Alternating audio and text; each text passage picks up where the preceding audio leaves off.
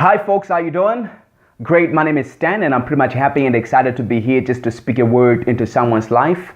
Today I'm going to be sharing, more like a testimony type of thing, and I'll be talking about how I nearly lost my salvation.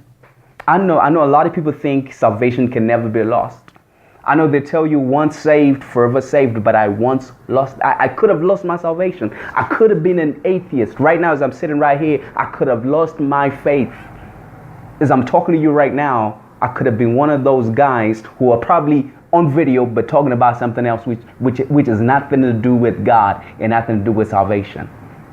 But thank God for His grace. He delivered me.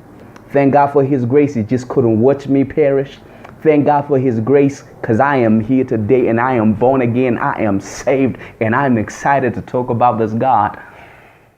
That just gives me so much joy. So maybe the big question is, what exactly could it be that could have made me check out of the Christian faith? What exactly could that be, that thing that could have made me check out of the Christian faith and become an atheist? What is that thing? When you read in the book of James, chapter 1, the Bible reads and the Bible tells us, but every man is tempted when he is drawn away by his own lust and enticed. You see, when I sat down by myself, the word translated last there simply means desire. When a man is drawn away of his own desires. You see, I had dreams, I had desires, I had ambitions, I had things that I wanted to do. You see, it's more like when you read the parable of the sower and it speaks about the seeds that fell amongst thorns, how they will germinate and then they'll be choked by the thorns. And the thorns are described as the cares of this world. And the cares of this world can be the desires of this world. Let me tell you, the desires of this world, the cares of this world nearly choked life out of me. I nearly gave up my faith in God because of the cares of this world. In other words, I came to a place in my life where I was so unhappy. Just imagine I was saved at the age of 14 and I was unhappy at the age of 20 and nearly walked out on God. I actually came to a place where I told God to go His way and I go my way and I do me and He does Him. Like we literally came to a place where I told God to do Him and I do me, but God just could not let me go. He loved me so much that He just could not let me go. His love for me was so great that He just could not watch me perish. He just could not watch me perish. You see, when a man is drawn away by his own lust and enticed. You see, then when lust has been conceived, when desire has been conceived, it bringeth forth sin, and sin, when it is finished, it brings forth death. You see, the word translated last in the KJV, in other versions of the Bible, it is used as desire. And the word used there, finish, in other versions of the Bible, it says fully grown. You see, I had my own desires, I had my own wishes, I had my own things that I wanted to do that were just not working out.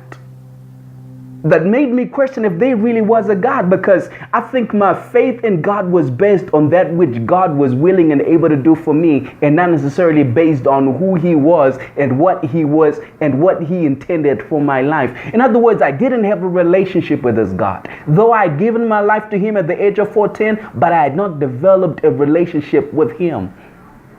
I had not developed a relationship with Him. But nevertheless, He loved me anyway. And He just could not watch me perish. He just could not watch me perish. I nearly came to a place, it was actually a separation, where I was actually going to separate with Him, where I literally told Him to go His way and I go my way. I do me and I do Him. And I know somebody is probably asking a question and saying, so what then happened? How did you come back to the faith? You see, I remember it was on a Wednesday in the month of April in the year 2010 when I was at my house and I told God to go His way and I go my way. And that very same day, it being a Wednesday, the church that I was visiting, they were doing evening services. So I told God to go His way, which simply meant that I wasn't going to attend the evening service that Wednesday, because me and God were done and I was never going to find myself in the church ever again. I'd come to the crossroads. I'd come to the end of my Christian walk. And I know God probably looked at me and just laughed and said, oh boy, you don't know what you're talking about. But there I was in that place where I'd made a decision that I was walking away from the Christian faith, and yet God did not walk away from me. It's just amazing how God kept his eye on me and kept his love on me, and even though I had declared that me and him were done. So there I was. I decided to walk in the opposite direction from where the church was when it was time for church service. As I was walking in the opposite direction from where the church was during the time for church service, this is what then happened. I met up with this girl. And when I met up with this girl, she was going to church. And she was actually going to the church that I used to visit. She asked me, she said, Stan, where are you going? And I told her, I am taking a walk. And then she asked me and she says, you're taking a walk? This is time for church. Then I told her, girl, me and God, we done. I ain't doing God no more. I am done. Me and God, we have come to a crossroads. I told him this morning that I am not going to be doing anything to do with the gospel anymore. I'm just going to be out there chasing paper. I'm going to be out there chasing money. I'm just going to make me as much money as I can. I'm not going to become a bird person, but I'm just not going to be doing church anymore. So there she was. She just looked at me and probably thought I was crazy or something. But she convinced me to walk to the church. She was like, okay, Stan, just walk me to church. I understand you don't want nothing to do with the Christian faith no more, but please just walk me to church. Then I tried to resist, but I just had to walk to the church. Then I walked to the church and I told her, I'm just going to leave you at the door of the church and I am not coming in. So there I was. I walked to the church. We got to the gate of the church, to the door of the church. And as I was at the door, she looks at me and she says, Stan, are you serious? You're actually going to leave me here? And then I was like, yeah, of course. That's what I told you. And she's like, no, you're not going to leave me here. You're coming in with me. So like, okay, it's fine. Since I'm here, I'm just going to come in, but I'm not going to be worshiping or singing or doing anything. I'm just going to be in there, just accompanying you. So there I was. I got in and I sat down in the church. And as I was sitting down in the church, everybody was singing, praising, and dancing, and everybody was enjoying themselves. They were just in another world of their own. And as I was in that place,